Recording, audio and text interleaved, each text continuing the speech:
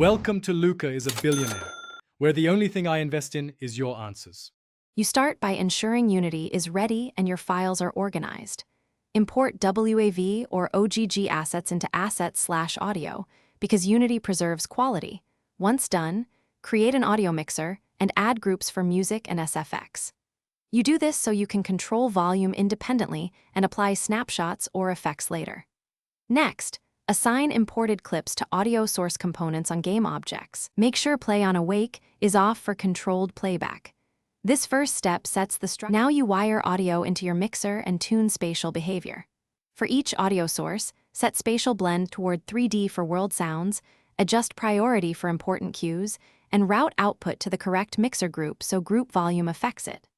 Once routed, create mixer snapshots for different game states. This lets you crossfade settings quickly.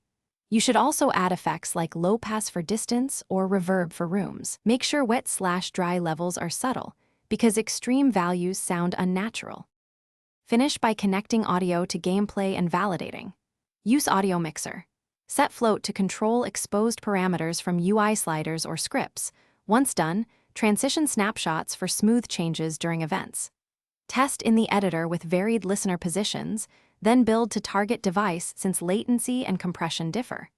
If audio disappears, check that each audio source's output is correct and no group is soloed or muted. Also verify snapshot weights and that exposed parameter names match the script.